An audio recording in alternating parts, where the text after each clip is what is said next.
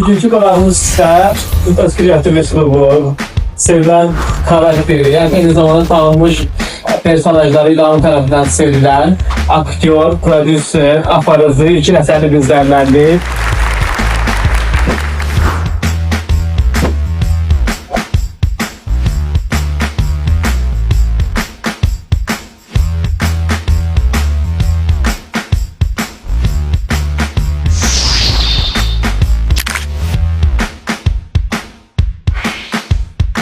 Zamanında bizə deyirdilər onu, amma zaman dəyişdi, mən sizə deyirəm də. Yəni bugün sizin üçün çox böyük qapılar açılıb hər tərəfdə.